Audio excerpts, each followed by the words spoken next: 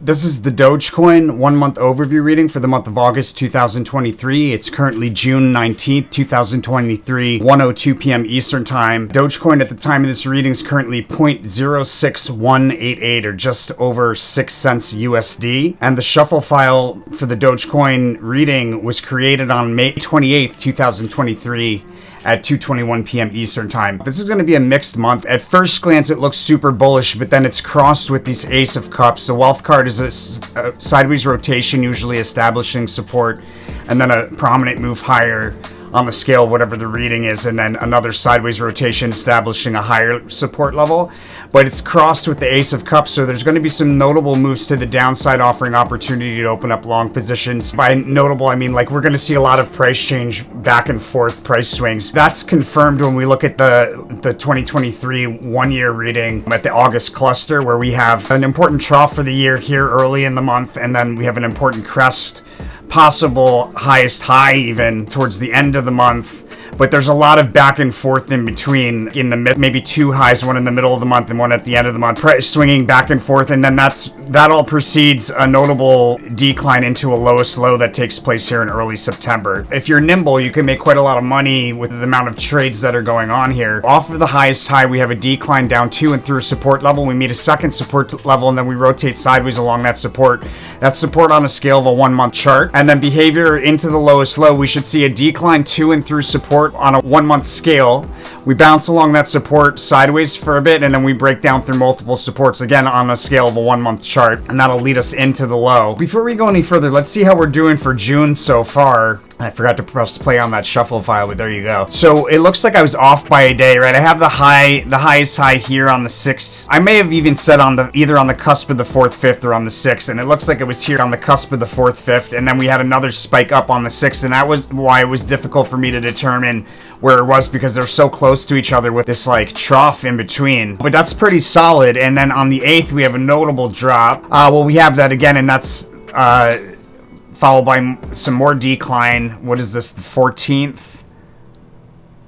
We have a trough on the 13th, so off a little bit. We have a crest on the 16th. We have a crest on the 18th. We have a crest on the 19th. And it looks like there's a 16th, or almost 17th, and there's one on the 18th.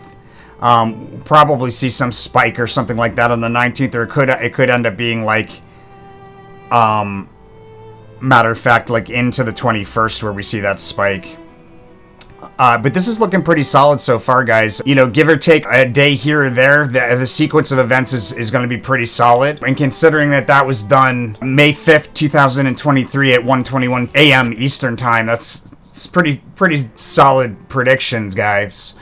All right, so with that said, let's get back into it. On the 1st, we have a period of volatility. There's a lot of price change there on the 1st, probably to the upside. Really volatile price swinging back and forth there on the 1st into the 2nd. Look, cusp of the 1st and the 2nd, there's a sharp decline, followed by like somewhere on the 2nd, a notable move higher, probably off of a trough towards the end of the day on the 2nd, a notable move higher, reaching for a distant resistance. And when we meet that resistance, by distant, I mean not the next resistance, at least the second resistance, but it could even be more than that. It's like an irrational move back up. So some price swinging there on the 1st and the 2nd.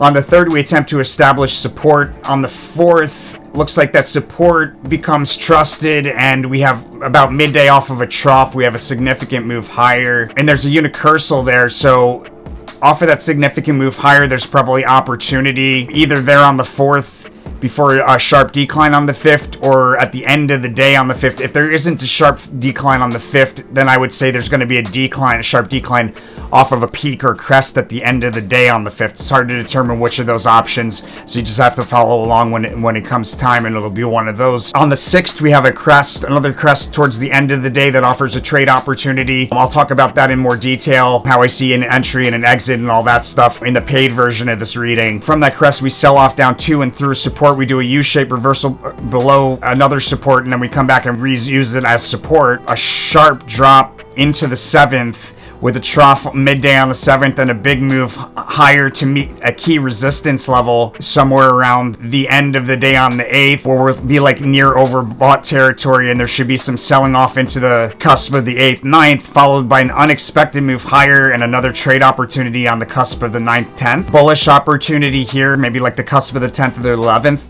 A significant bullish opportunity here. Cross-reading congruency here with the early card of the August cluster, the Empress card appearing here. And I think that in combination with the yellow correlation, which is correlating to the Ace of Cups, a notable decline offering opportunity. The Empress card is usually an opportunity to open up a long position in itself as well. So this is a pretty significant opportunity to do that. For whatever reason, I'm not seeing a trade opportunity on the 15th, even though I sense that the 15th could be a lowest low. There's a possibility of a lowest low. There's 3 places where we're likely to see a lowest low. Here on the 5th, here on the 11th, and here on the 15th. I don't think it'll be all 3 of them. It might be more than one. We should see there on the cusp of the 10th, 11th, a low and some sideways fluctuation, like a sideways S formation within a channel there on the 11th, followed by we bump up against the key resistance on a multi-day kind of scale there on the 12th. From that key resistance on a multi-day scale, we decline down from that with consecutively lower spikes up on the way down. There's some tricky chart behavior on the 13th in the midst of some sideways fluctuation. There's a notable move to the upside, so there's probably multiple false tops there on the 13th.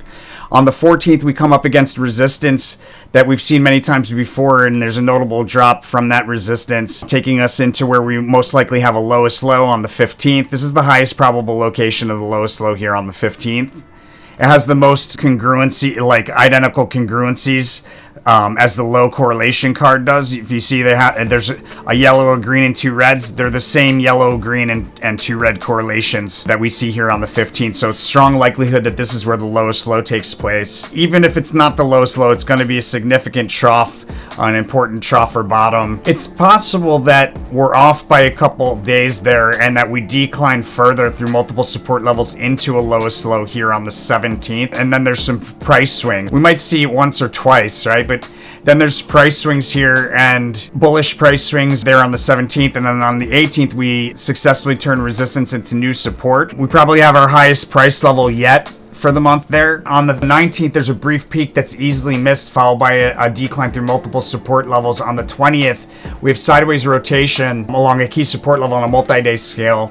We rise to meet the nearest critical resistance on a multi-day scale and then fall back down and continue rotating sideways. On the 21st, however, there's that key resistance that we come up against. Before that resistance, it looks like there's a bit of an opportunity and a decline, and then we meet that resistance. Crisscross back and forth through it 3 times there on the 22nd. In the midst of doing that, confirming a bullish trend, possibly forming a highest high there on the cusp of the 22nd, 23rd. The highest high could be here on the 22nd, the 23rd, or the 24th. There's a high probable likelihood of that. My sense is probably on the 23rd, but it could be it's there. We see it more than once, something like that, because the abundance card that we have on the 24th is also a card that can, in certain circumstances, indicate a highest high, and since it's within such close time proximity to the other correlations to highest high, it's strong possibility that we have a highest high there. But off of a trough midday, there's a rally. That rally increases with momentum moving forward in time on the 25th. On the 26th, we have a period of volatility that ends with a fast sudden move higher, taking us to an important technical price level, and then we have a sharp drop on the cusp of the 26th, 27th, followed by a sideways fluctuating rally on the 27th that precedes a decline on the 28th. A decline takes place after 3 pokes through the same price level. Off of that 3rd poke, there's a sharp decline. Out of the decline on the 29th, we have a big move from the bottom of a range all the way to the top of a range. Looks like it probably takes place on the cusp of the 29th, 30th. And there's sideways rotation on the 30th that ends with another fast sudden move higher. On the 31st, we have a continued move to the upside. And then the sneak preview, however, speaking of a notable decline, on the 29th, there was possibility here of a highest high again here on the 29th, but in either case, it's going to be a prominent crest or peak, and that would be a good opportunity to position oneself for the decline that we see as the sneak preview into September, which will likely take us to a lowest low in September. That's Dogecoin reading for August 2023, my friends. If you're interested in the paid version, you can find it here on our website, tarotfortraders.com. It's a great way to support the channel. We definitely remember the names of everybody that does that, because they're really the ones providing the foundation of financial support the channel needs to continue putting out this content. Without you guys, this channel probably wouldn't exist right now. You can going to get the paid version here at the monthly subscription. Any of these is running monthly, and if you're interested in more than one, highly recommend getting the 250 subscription, because that gives you access to all paid versions that come out. And it's a really great way to support the channel, my friends. Thank you to all of you that go ahead and do that. Most importantly, guys, make sure to follow that rule of karma. You do so here on our resources tab, where we ask that you take 5% of the profits you make from the information on this channel and donate it forward to one of these charities, guaranteeing abundance mentality in your own mind. And then we ask that you take 5% of the profits from the information on this channel and you donate it back to the channel here at one of these links. And that really helps to provide additional support for the channel, much needed support. That leaves you at 90%. Make sure to spend that money out of love. Those rules combined are the rule of karma for the channel. Make sure to follow that rule, and the universe is going to send it back to you tenfold through this channel, my friends. Stay tuned if you got the paid version. I'll see you guys on the next one.